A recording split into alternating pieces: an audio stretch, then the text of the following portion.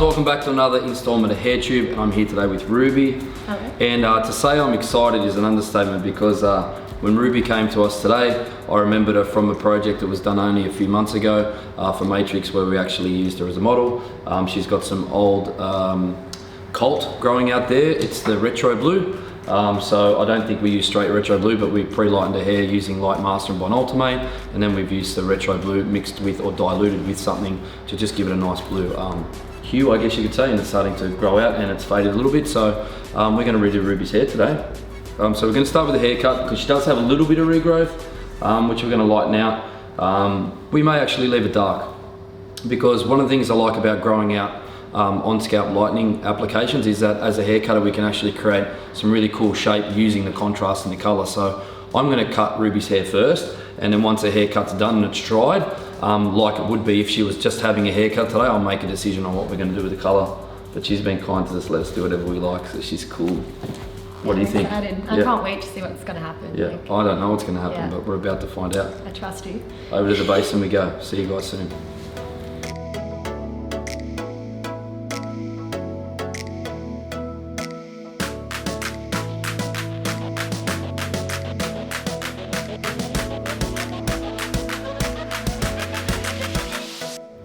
We're back from the basin. What we did at the basin was use the Matrix Rebond shampoo and conditioner. It's very good for sensitized hair that's been lightened, just to give a little bit of strength. Now we're going to start a haircut. So what I'm going to do is we're going to build a shape through the side here on a curve. So I want it to start here and I want it to curve right down under there.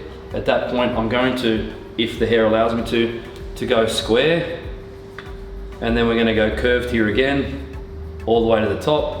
Underneath obviously is going to be short, and then I'm going to create a shape that can either be worn forward, up, left or right, just something again that's versatile on top. But Ruby's given me permission to go quite strong with the haircut, so that's what we're going to do. So I'm going to get started. Cut.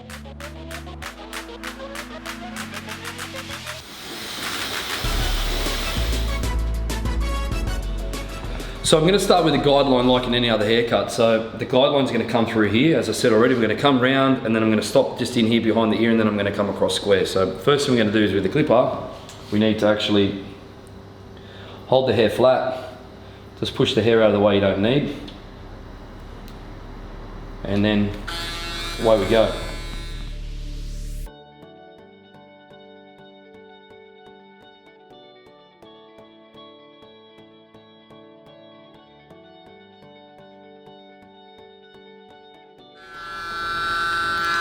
Getting rid of some of this length because it's stopping me, and you can see I'm starting to create that guideline, but it's just a little bit long there, and that long hair is not going inside the clipper, so I'm just going to graduate a little bit of it off because it's going to go anyway.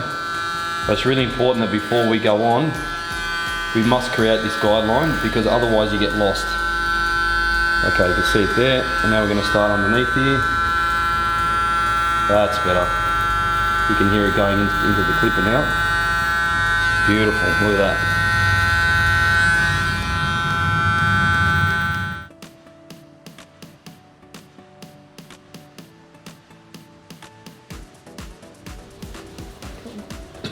Now we go round into the back here and we make our square line. We can just get rid of that real quick. It's all about guidelines.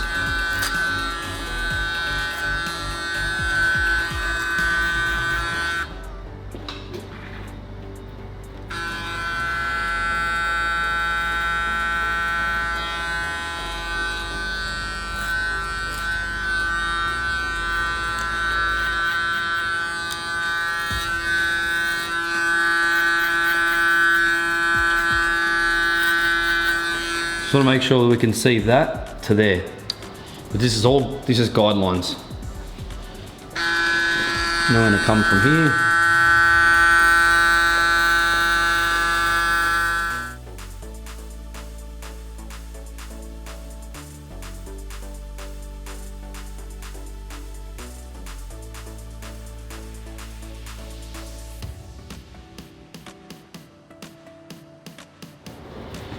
Now I'm just going to remove the same amount of hair using scissor over, or clipper over comb graduation as I did on the other side.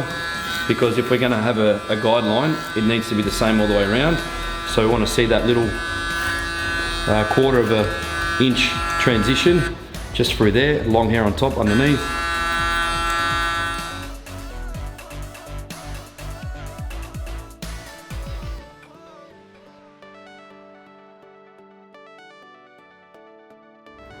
So I spoke about before we started how cool it can look to actually have transition in different color, and I think just already, even as a rough guide, you can see the transition in colors. Actually, it's going to be probably the feature and the highlight of this whole haircut. The guideline has been done all the way through, and now I want to start creating the shape on top. I'm going to use horizontal layering to do that.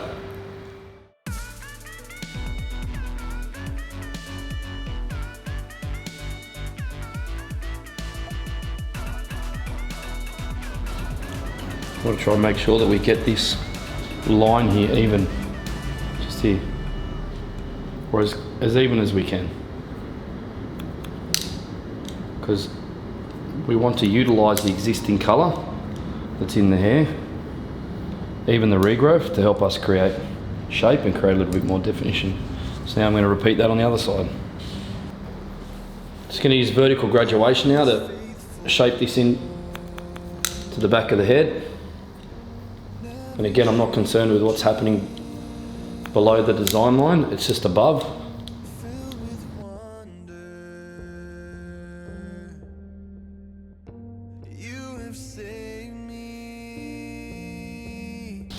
we're going to use our guideline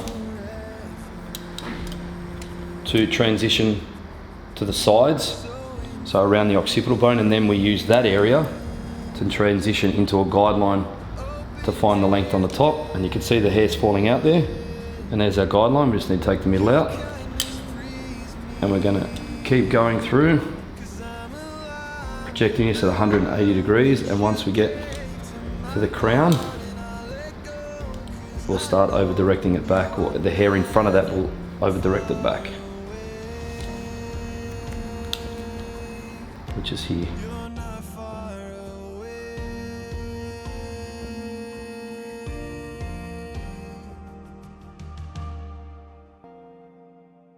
So now we need to join the sides and the top. So I'm going to start in the back. Always make sure that the crown is at natural fall. You don't want to manipulate that. And then we're going to work vertically. And we're going to take the corner out. I'm going to start to create a nice flow.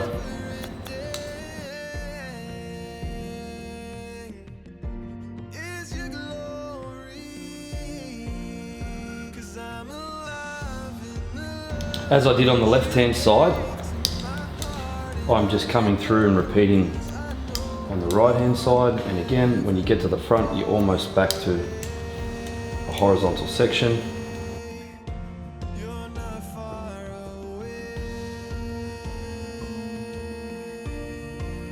When we came through the back and to the top, we stopped at the crown and over-directed everything back, and I'm going to explain to you why. If we had followed that all the way through, using horizontal sections, the shape that you create does this. So it comes along, and then when you want to retain length in the front, using horizontal sections, it'll just kick. So what I do is I just, again, create myself a guide. I always set myself markers, and then I cut this vertically, because what it allows me to do is actually control the transition from long to short. Whereas, as already said, if this was, let me grab another comb. If this was all cut using horizontal, this is the shape you'd end up getting. It does that, which is not bad. It's just not what we want to do here. We actually want to create that. So it's just slightly longer towards the front. So that's why I left it until last, so I can stand to the side and actually control how much length I want to leave. It's worth mentioning also that if you plan on texturizing this haircut, you probably want to leave at least 1/4 of an inch, because texturizing absolutely makes the hair shorter. And if we cut this too short, it's not going to have the flexibility that your client may want to have on the top in terms of styling. You may only be able to wear it up or down, whereas if you have the right amount of length and texture, you can actually wear it left, right, up, down. You could probably even push it back off the face if you wanted to as well. Again, I'm just working uniform.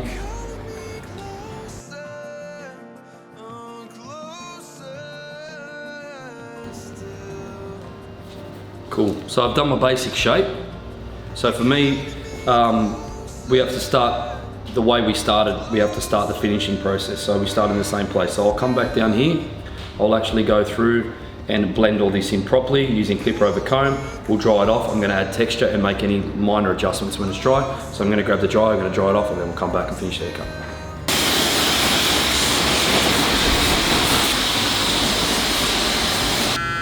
We're now transitioning and we're blending. So this is pretty self-explanatory. This is all about the angle of the comb and making sure we don't take too much off.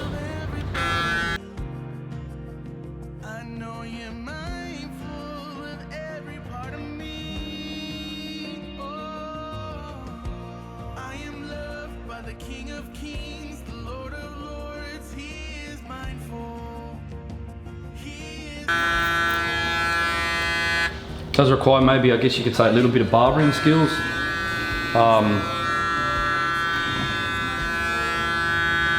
Jimmy and I next year are going to do a men's series of videos, so stay tuned for that. I get asked a lot about if I do men's haircuts, and the simple answer is yes. Why haven't I done any on my channel? I'm not so sure, so I think it's time we did some men's cutting as well.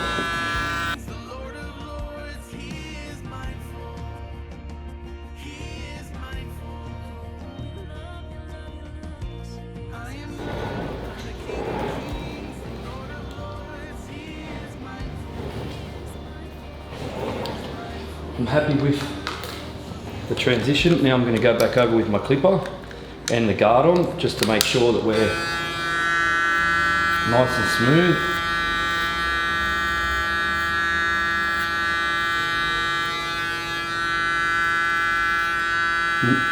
You guys won't be able to hear it there, but I can actually hear, it's only the tiniest little bit of hair, but you actually can hear it coming off. And you can see it coming off too if you watch closely. So it's important that you go back over it to make sure that it's absolutely perfect.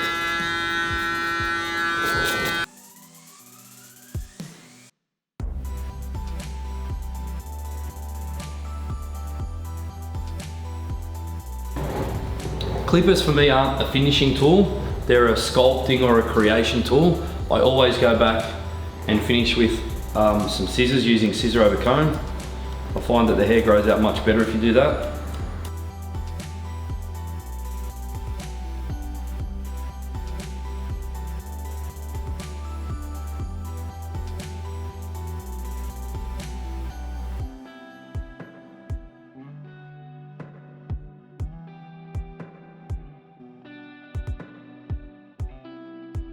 Shape's done, structure's there. What we need to do now is we need to loosen it up. And this is where the creativity comes in. And this particular haircut, I've chose to use this scissor. It's by Excellent Edges, Australian company. Big shout out to them. They supply me with all my gear, amazing. It's a unique scissor built by them, which is why I gave them a shout out. So if you actually want to create effect, you have to buy this scissor. There's probably similar ones on the market, but I wouldn't want you to buy something that looks similar and then go, it didn't work out and it's your fault. So you can buy them on my website if you want one. I'm just gonna go through and basically break this all up, and you guys can see the effect it has. So one thing I will say is don't, and I say it all the time, don't go and cut into your shape. So don't go and do this because you're just gonna destroy all that. We actually just wanna do this through the ends. So I'm gonna get Ruby just to look down. Just close your eyes, babe, because you're gonna get hair coming down on you. Sure. Now this is not brutal, this is strategic. So what I wanna do is actually just start scooping out in the mid-lengths and ends. This will shorten the hair though, so you need to be careful.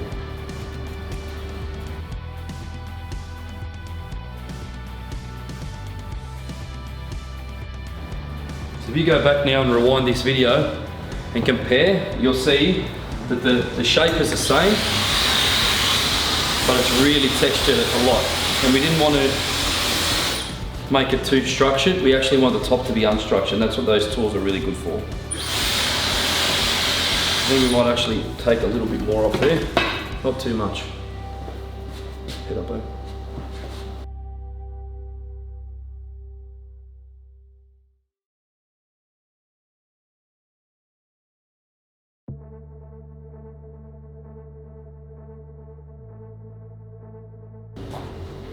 haircut's done.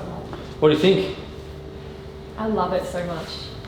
You're gonna love it even more when we do this. So I like people to style their own hair. Do you mind styling your hair for me? Sure. So this is the matte definer product. I actually use this in my own hair. It's really good. Probably want to take this much into your palm. Palm to palm, don't get in your fingers, just until you spread it over your fingers like it's cream. Don't push down really hard, just sort of, you just want to start lifting through the ends. You don't have to put it all in. Once you feel like you've got enough definition in there, I'll give you a towel and you can wipe your hands. Just, you want to sort of lift the hair out. You don't want to go like this and flatten it all. We just want to lift the hair out a little bit. I think that's good. It is good, you can wipe your hands. Sometimes less is more with product, and then we'll just pop a little bit of style fixer in it, which is over here. Actually volume fixer, because we don't want it to go flat. Style fixer is great on long hair, volume fixer is better on short hair, because we just want it to, it's almost like a, it is a hairspray, but it's actually more about texture. Spin around that, it's amazing. What I'm going to do, I just want to diffuse your hairline a little bit. I'm just going to rub that in your hairline.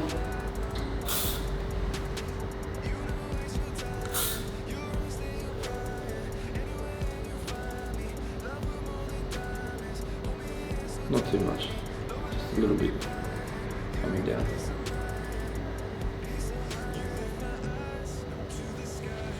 Around this way, you see the back.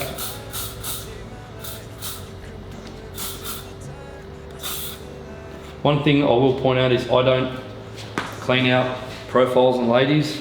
I just use the clipper on the lowest setting and just leave the hairline completely natural. I think it looks really masculine when you go and cut that in too tight.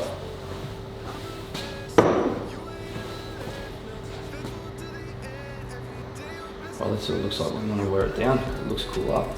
We just spoke about having versatility, right? Beautiful thing about the volume fixer hairspray is it doesn't actually go crunchy. So if we want to wear this almost like so, it's got little bangs, we can. I think that's pretty cute. What do you think? I love it so much. Look amazing. Thank you. So we spoke at the beginning of this video about doing color.